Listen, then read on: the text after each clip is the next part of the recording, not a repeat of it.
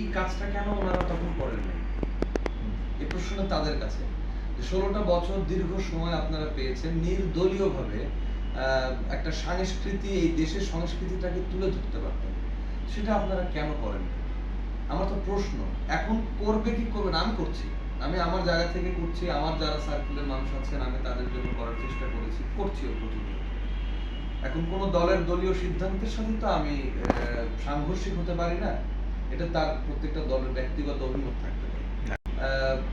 কাজ করার জন্য একজন ডিরেক্টর আছেন যে এই কাজটা করতে চান, সে কিভাবে কাজ করবেন কি করবেন না এটা হচ্ছে তার বিষয়। আমি আমার জায়গা থেকে এই দেশের মানুষ হিসেবে চেষ্টা করব এই দেশের মানুষকে সম্মান দেওয়া। কিন্তু মানে এই দেশে থাকেই নাই, অনেকে দেশ ছেড়ে চলে গেছেন। আমি এমন কিছু করিনি যে এই দেশ ছেড়ে আমাকে চলে যেতে হবে।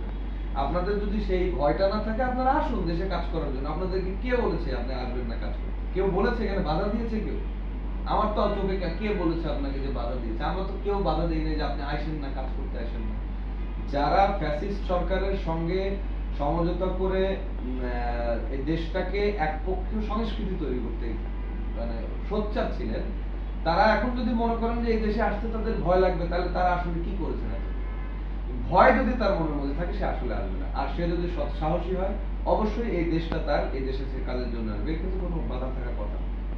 তবে ফুল ফর্ম হচ্ছে freedom artist society welfare organisation of Bangladesh.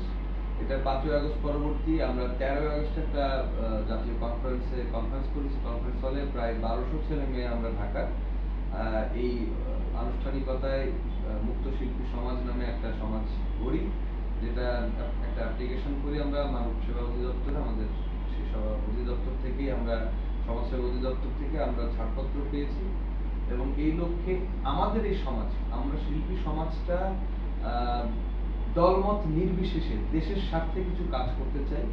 এই লক্ষ্যেই ফ্যাসবের উদ্দেশ্য এবং সবকিছুর ঊর্ধ্বে সামাজিকতাকে রেখে আমরা ওই যে বললাম যে নির্দলীয়ভাবে এই অর্গানাইজেশনটা কাজ করবে দেশে এবং দেশের বাইরে। এর মধ্যে কি কোনো কাজ করা হয়েছে? হ্যাঁ, এর মধ্যে আমরা আমাদের অলরেডি 100 গানের একটা প্রজেক্ট